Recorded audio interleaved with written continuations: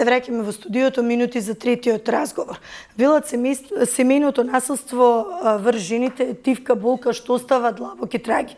Како да се надмине и што практично се случува зад затворени врати кога многу жени живеат во страф и мок. Истанбулската конвенција може би еден од најсериозните документи кои што ја штити жената, но што практично во својата суштина значи токму оваа Истанбулска конвенција, разговараме со Савка Тодоровска, председателка на Националниот совет на жените во Македонија. Добар ден и добри дојдовте. Добар ден, убаво ве најдов. Понеделнички. Да. Не случајно ја споменав Истанбулската конвенција, бидејќи се предизвика бура од реакции изминатиот период во јавноста, особено при онаа селекција на членови во комисијата за спречување на заштита од дискриминација. Ова покажа не само едно непознавање на членови кои што една од членките која што требаше да биде дел од таа комисија, потоа се повлече, го знаеме редоследот на настаните, но покажа од друга страна каде е всушност капацитетот на институциите да ги спроведува преземените меѓународни обврски како еден ваков сериозен документ Истанбулската конвенција. Да започнеме со тоа, иначе општо состојбата на жените во нашата држава е многу карактеристична наспрем другите земји во регионот, а и пошироко во Европа, па и во светот, бидејќи нашата земја пред една деценија по однос на правата и присуството на жените во структурите на одлучувањето беше лидер земја. Така да ние со нашите жени кои што ги имаме во нашата земја можеме многу да се пофалиме, бидејќи се знани, се учени, се вредни, сакат да работат и сакат и да водат. Воедно во рамките на целокупната состојба на државата од 90-та година па наваму, од минатиот век, односно од осамостојувањето, ние имаме многу напредок во донесувањето на закони кои што се и за заштита, и протоколи, и верификација и ратификација на одредени документи на светско и на европско ниво, како што е и Истанбулската конвенција. Значи, но ако сето тоа не е поставено на правите нозе, на правото место, не е вреднувано со вистинските вредности или поени, или односи од сите нас заедно, тогаш немаме никаква добивка, затоа што жените како субјект во државата во последниот попис се 51%. Иако таа структура, која што е со повисок процент и на образование од сите делови, од основното до највисокото, со повисок процент и од машката популација, тогаш ние не говориме за проблем на жена, ние говориме за проблем на општество. И од таа причина, јас би се навратила на вашето прашање, жената како структура, таа дала се како субјект во својата надградба. Но ние сите можеме да кажеме дека во одредена област не сме најучени. Но тука системски е проблемот. Прво, на сите нас уште еднаш ни се докаже и покажа јавно. Би го споменала и проблемот со Кочани, како најтрагичен, значи институционалниот проблем. Прво, и партиски. Значи, партијата, вреднувајќи личноста, во која што сум сигурна, верувам и многу како мене, веруваат во вредноста на индивидуата, што беше предложена. Но неупатеноста, неправилниот пристап, недобронамерниот пристап кон целата заедница се покажа преку примерот, а истовремено одлуката на комисијата во највисокиот дом во државата да предложи и да одлучи за таков кандидат, значи по партиска линија, без да ги провери капацитетите, а сме убедени дека имало, бидејќи и ние како невладини сме членки на таа испитна, условно да речам, така и произлезе случајов да се види, бидејќи невладините ги поставија конкретните прашања. И да не алармираат, тоа ќе пројдеше така, меѓутоа фрла сомнеш воопшто на компетентноста, затоа што ќе има одлучувачка улога за не креирање на никој. Видите, ама тоа е пример кој што покажува за сите нас во сите дејности дека е сега истото тоа. И која е вербата и во останатите кандидати кои што таа комисија, не сакам сега да ставам и други комисии, конкретно, дека таа комисија дала со овој аршин и други кандидати во исто така многу важни комисии. И сега јас тука би го поврзала сето. Во нашата држава ние имаме многу напредок во донесување на закони за унапредување на правата на жените.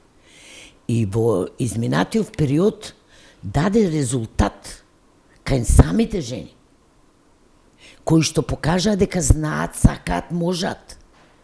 Но понатамошната состојба и резултатите, ако ги земеме од сите нивоа, во сите сегменти, од структурите на одлучување на национално и на локално ниво, кај што имаме ние закони, ние имаме повторно несоодветност према законот во структурите на одлучување во парламентот.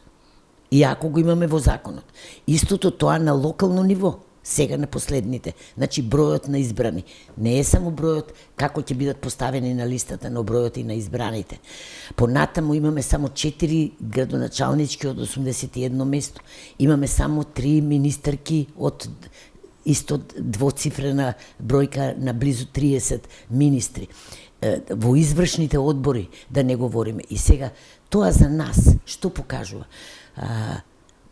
Неимплементирање и овој последниот случај во парламентот од комисијата покажува како одат сите останати предлози, иако формално постои и закон, постои и имплементирање, постои и добра волја и повеќе од јасно.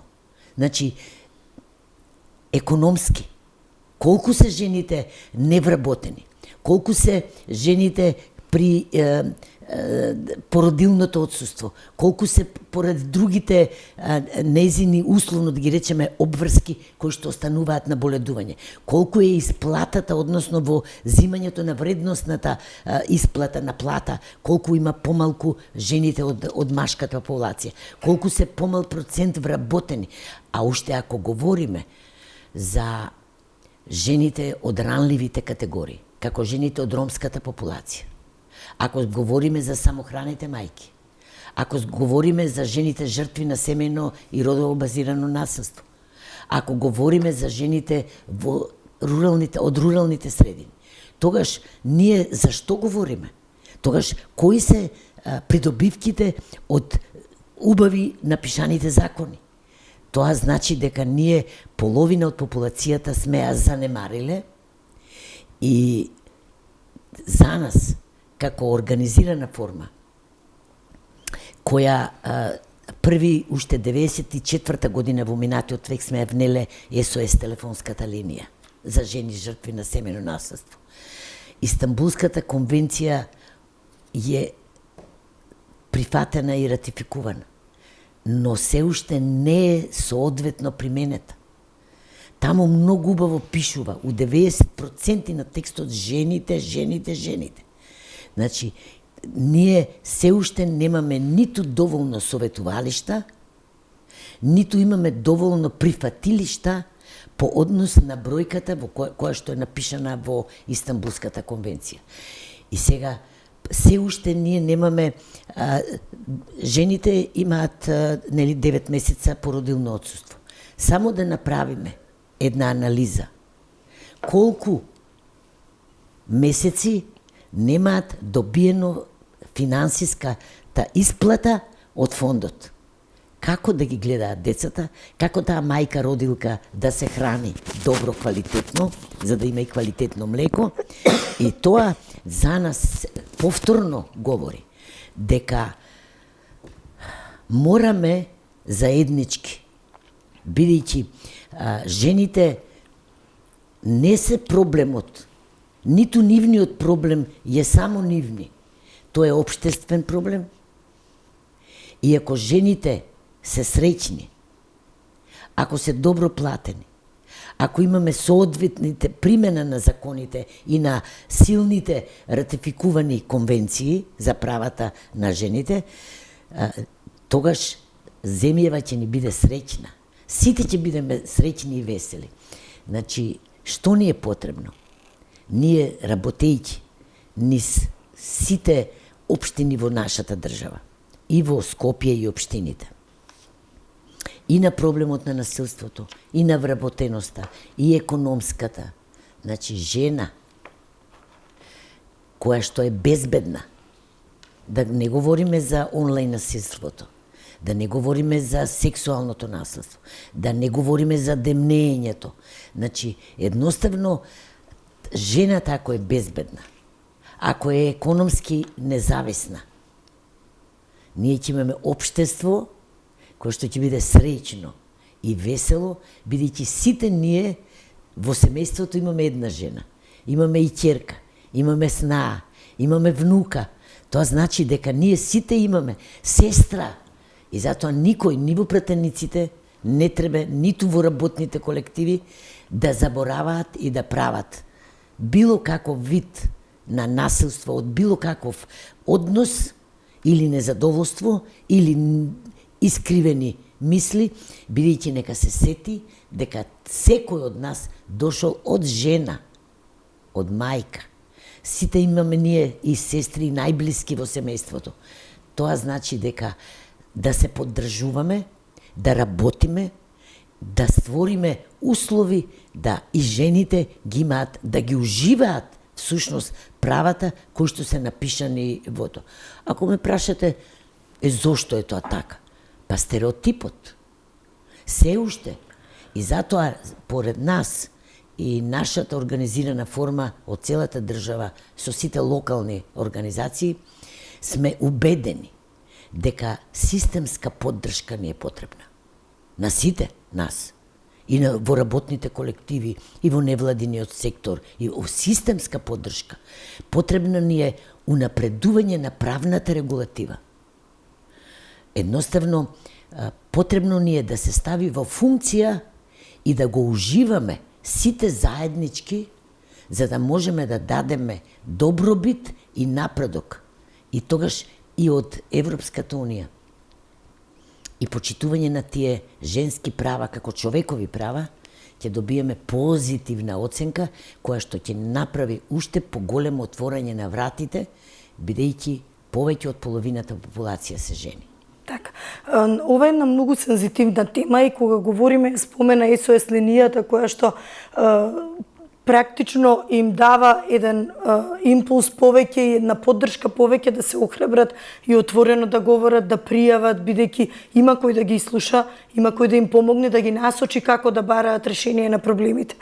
Но она што може да се забележи дека во последниве години се поголем број на жени се охрабруваат да го пријават насилството кое што го трпат. Сега не го категоризираме, насилството е нели една широка дефиниција што убаво во изложувањето кажа дека не сме, сите треба малку да подразмислат кога го прават тоа насилство, дека се обкружени нели со блиски личности од женскиот пол кои што заслужуваат и уставно загарантирано имаат право на почит и на внимание.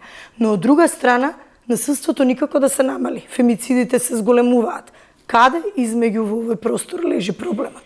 Јас сакам само да споменам, може би еве гледачките ќе го забележат, ќе го запишат бројот, иначе го има на сите мрежи и на страниците, без префикс, единствена мобилна бесплатна линија 141 700. Тоа е, значи, од сите оператори, без префикс, значи во наитна ситуација се повикува и јавувањата не покажува зголемен број на насилството. Постоело и постои. Не ќум да кажам дека ќе постои.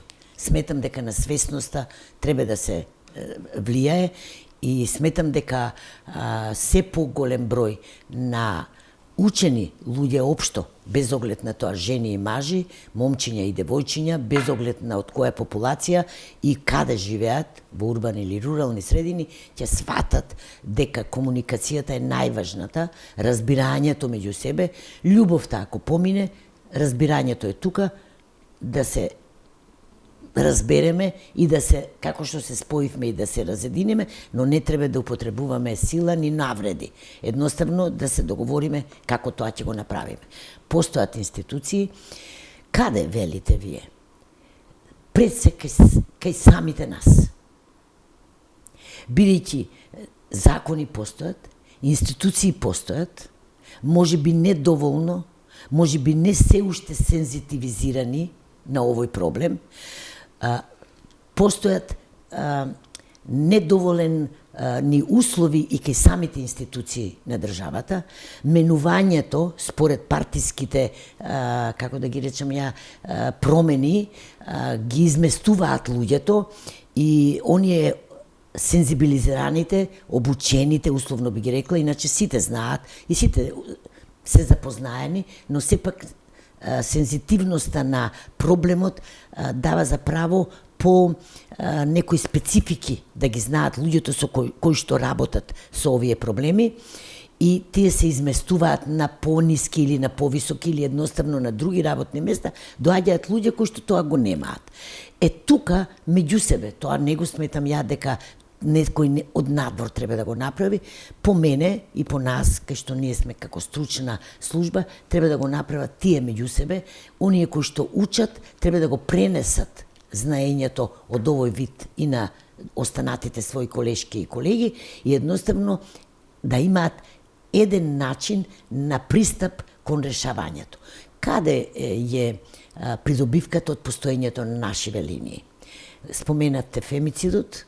Јас сакам да споделам со целата јавност, еве и со вас, дека ниту еден од овие фемицид случаи, што се нема јавено на ниту една од СОС линиите.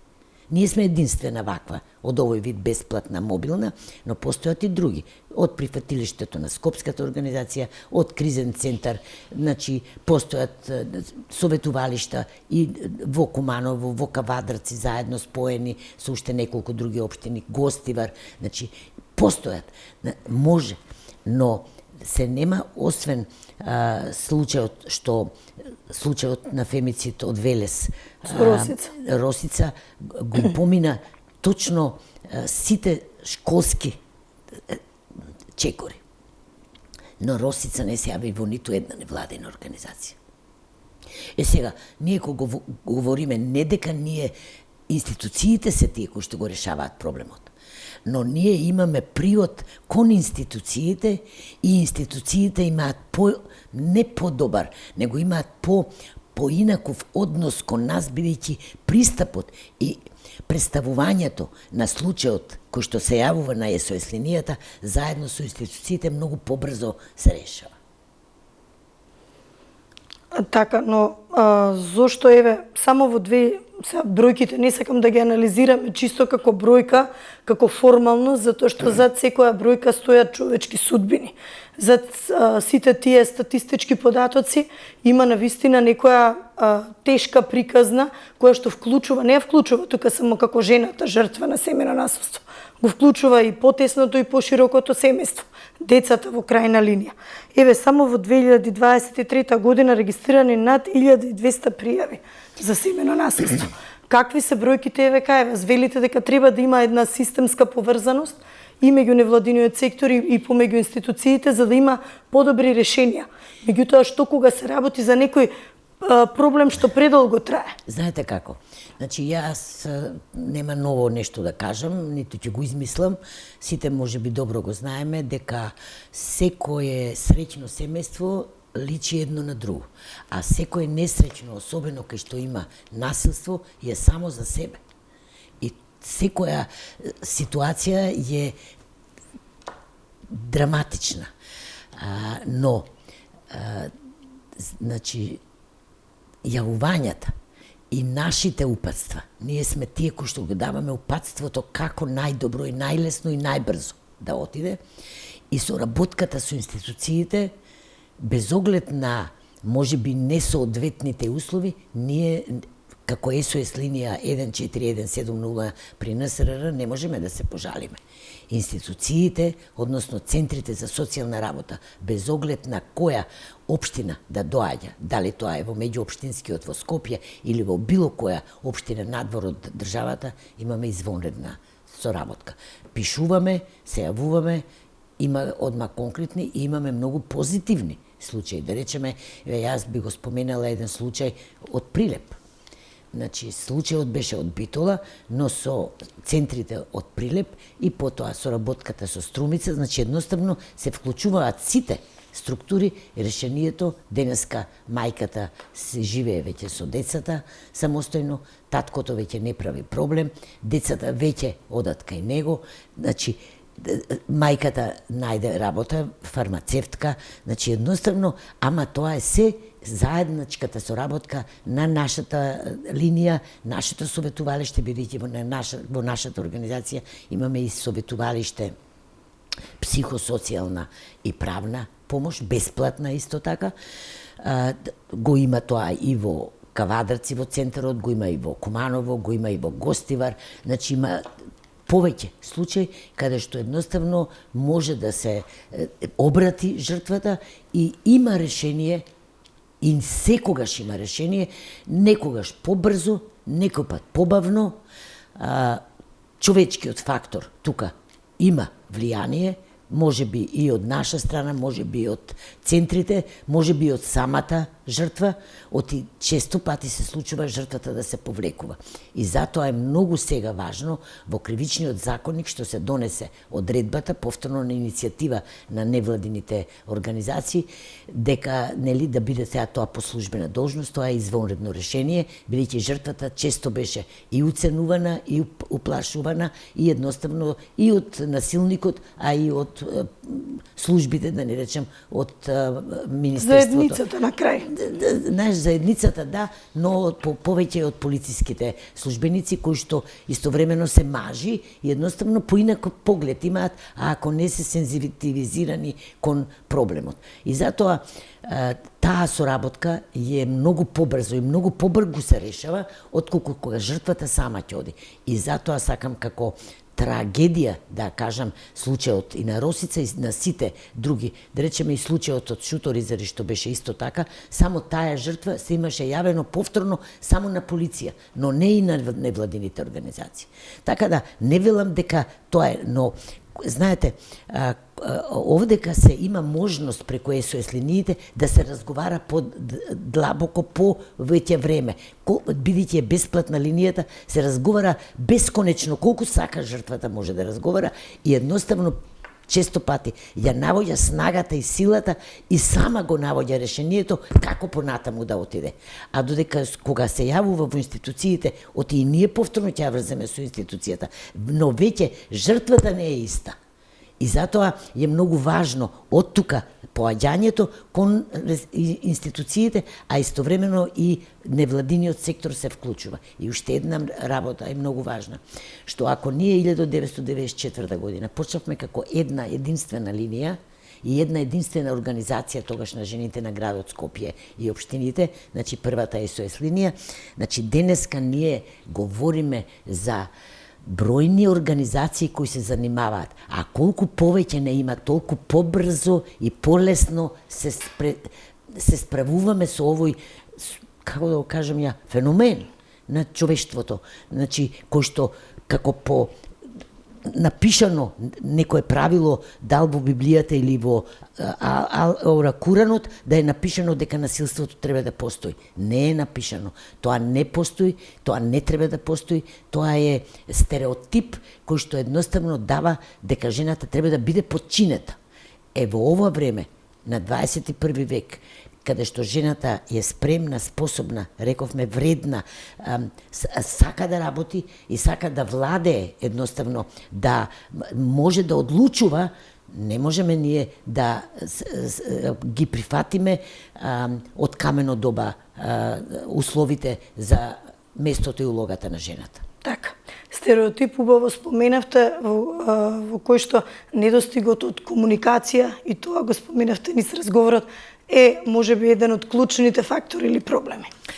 Затоа што жената во минатото, особено рековме дека и сега имаме помал број на жени вработени и се уште економската ситуација е и независност е причина за некогаш да мора да, условно да речеме, да ќути и да претрпува, но овој систем, овие закони и даваат право на секоја жена да не живее во насилна средина, да не го трпи и да го обелодени, особено сега онлайн и сајбер насилството, уцените кои што честопати се прават кон женската популација, едноставно секоја девојка, секоја млада жена, ние имаме и насилство во возрастните години, каде што заради пак економската зависност на младите луѓе и невработеноста, пак прават насилство кон пензионираните наши повозрастни категории, кои што имаат сигурна пензија и едноставно и тука се прави насилство, но секој случај има решение. Само треба да се сака да се излезе од насилната средина и да живееме во безбедна средина.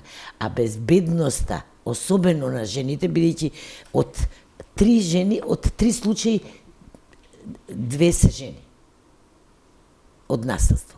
Така да мораме да знаеме дека можеме да излеземе и да направиме посреќна земја, посреќни луѓе, насмејани луѓе и тогаш и на проблемите кои што се од повисок ранг, ќе им излеземе во пресред, бидејќи ќе имаме снага за можеме да се вклучиме во општествените токови, а жените во Македонија знаат и можат. Ви благодарам многу за издвоеното време.